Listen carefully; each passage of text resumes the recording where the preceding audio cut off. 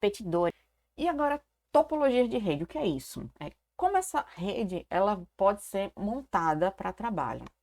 Dentro da topologia de rede, eu tenho várias formas de organizar esses pontos de comunicação entre esses receptores e os transmissores de informação para comunicar, para que mantenha uma eficiência, tá? Então, aqui tem algumas como a topologia ponto a ponto, a anel, estrela, de barramento, a de malha, certo? Então, vai depender muito para o tipo de rede que é necessário, que vocês precisam utilizar. Aí vai para a escolha da topologia, tem que levar em consideração a quantidade de elementos que vão ser utilizados, que vão trabalhar dentro dessa rede, qual o grau de confiabilidade que necessita e qual é o grau de, vamos dizer assim, de diferença de ambientes, de protocolos. A topologia mais simples é uma topologia ponto a ponto, que é quando você liga uma máquina a outra. Então, aqui tem uma conexão direta desse ponto a esse ponto daqui, esse meio de conexão. Tá? Essa forma é quando você tem um computador ligado a outro diretamente para comunicação, ou um computador ligado à rede da impressora diretamente, ponto a ponto, e alguns aplicativos, eles utilizam essa conexão ponto a ponto para tráfego de dados, tá? Que é o peer-to-peer. São basicamente o que vocês usam para baixar coisas, como o torrent. Ele usa essa rede de ponto a ponto para garantir a conexão entre os dois elementos, o emissor e o receptor, e para conseguir realizar essa troca de informações. Aí, com a conexão garantida, o envio, a taxa de dados, como ele não vai perder muito em trocar informações no sentido de garantir que eu estou mandando para o local correto, já que eu fechei uma conexão antes, acaba tendo uma velocidade muito mais alta. A rede anel ela vai ligar, um computador é ligado a outro, formando um circuito fechado, que é a ideia exatamente desse anel. Eles estão todos ligados de alguma forma. Nessa topologia do anel, ela foi bem popular na década de 80, especialmente pela IBM. Os computadores, os dispositivos, na verdade, eles vão ser ligados um ao outro e o dado vai ser transferido num fluxo correto, numa única direção.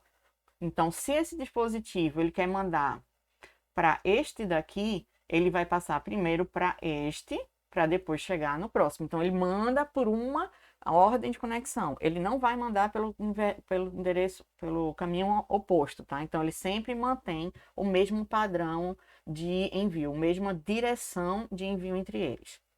Então, uma mensagem para ser enviada para outras estações, ela vai passar por estações intermediárias, tá? Quando ela passa por essa estação intermediária, o sinal é amplificado para poder chegar no demais. Então, esse repetir, ele vai servir não só como uma ponte, mas como um repetidor de sinal para garantir que o dado, que o tráfego de dados que ocorra corretamente e o sinal não seja perdido, o sinal não fique fraco e os dados sejam perdidos. Certo? Ele não interliga as estações diretamente, esses repetidores, tá? E não transmitem em qualquer direção. Eles vão transmitir sempre na mesma ordem. Para que isso? Para que uma mensagem, quando ele entra no nó, ele circula até o nó destino ou no nó origem de volta sem ser removido. Então, ele tem que repassar por todas as informações. Então, cada nó ele é capaz de remover mensagens e encaminhá-las também à frente. Então, posso finalizar uma comunicação no meio. Exemplo de esse daqui está enviando para esse, repassou por esse daqui porque foi necessário, porém aqui já foi finalizado, recebeu o dado, não tem a necessidade de enviar mais nada. Então, finaliza aí. É por isso que dá a informação de que a mensagem pode ser removida. Tá? E com relação a ele é uma rede modular. Ele permite a inclusão de computadores com facilidade, certo? Então, você consegue aumentar esse anel bastante, porém, ele não tem muita confiabilidade. A confiabilidade é baixa pela necessidade do dado passar por outros computadores. Então, assim, como ele passa por outros objetos, por outros dispositivos no meio do caminho, então essa informação, essa mensagem, ela pode ser capturada. Tá? Então, por isso a questão da baixa confiabilidade. E o desempenho vai depender muito do meio de transmissão que está sendo utilizado entre esses dispositivos. Um grande problema da rede anel é que se quebrar um enlace, ou seja, se um desses repetidores, se um desses dispositivos falhar, a rede inteira falha. A rede inteira para de funcionar, tá?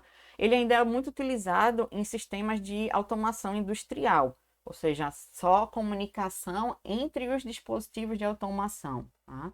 Entre os sistemas embarcados, como estão lá. Considerando, então, o que foi visto aqui na parte de anel, as grandes vantagens dessa topologia é que todos os computadores eles acessam a rede igualmente. E o desempenho não é impactado quando se aumenta o número de usuários, quando aumenta a quantidade de nós dentro dessa rede. Porém, a falha em um único computador pode gerar problema na rede inteira. E não é fácil isolar esse problema, simplesmente remover aquele nó da rede. Tá? Tem uma reconfiguração dentro dela. Uma outra topologia, uma outra possibilidade de conexão é através das redes estrelas, que são conexões que partem de um ponto central, certo? Esse ponto central pode ser um hub ou um switch que vai repassar essa informação. Essa parte central vai ser chamada de concentrador e ele se encarrega de retransmitir todos os dados para todas as estações. Tá? Então, ele é fácil de localizar um problema, porque quando algum desses dispositivos tiver algum tipo de problema, a comunicação com ele não vai ser fechada. Tá?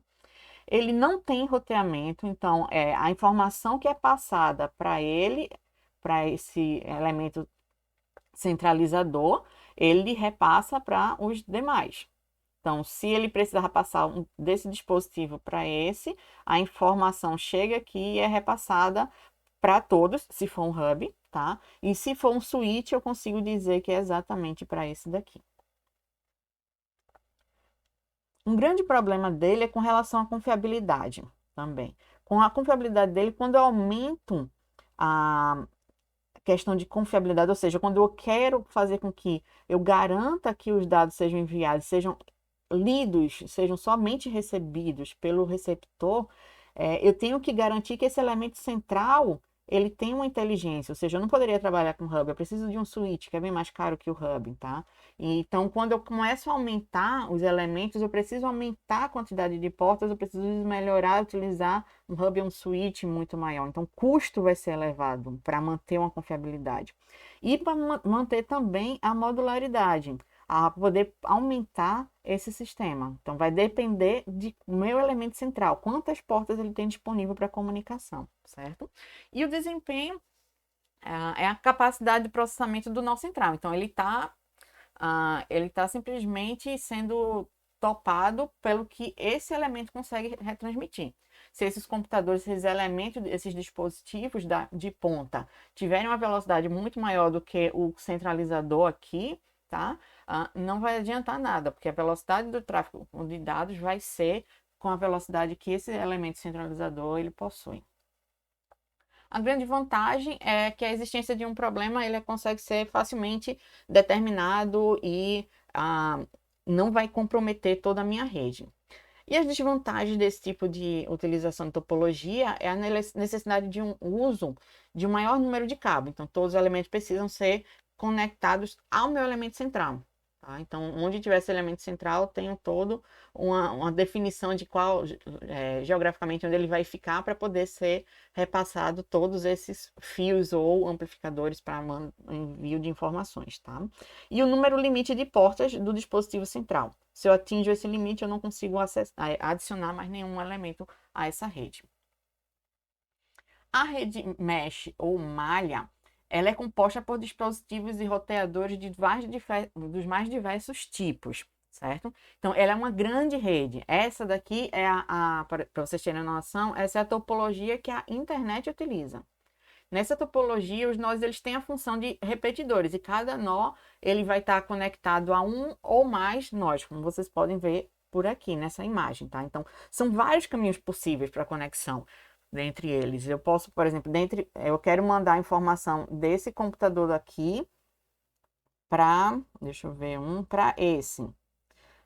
Tá? Existem várias formas. Ele pode pegar esse caminho daqui, passando por esses três computadores. Ele pode pegar esse caminho para esse daqui para cá, desse daqui para esse, tá? Desse para o próximo para cá, e entre outras possibilidades. Então, eu tenho aqui só facilmente visível uma possibilidade, duas possibilidades, três possibilidades, quatro possibilidades, certo?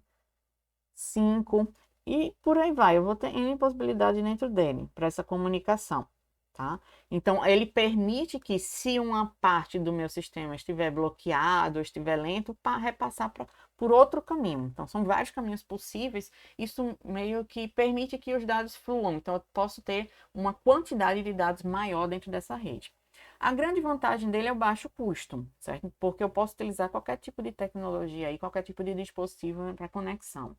É fácil de implementar e é bastante tolerante à falha. A tolerância à falha é naquele sentido que eu comentei. Se um nó fica disponível, ele tem outros caminhos para seguir, para conseguir chegar a informação do receptor para do emissor para o receptor. Certo? A grande desvantagem é que tem muita informação sendo roteada, sobre o roteador sendo transportada. Então, existe um overhead grande de pacotes de dados sendo passados, o que vai afetar o desempenho desse tipo de rede.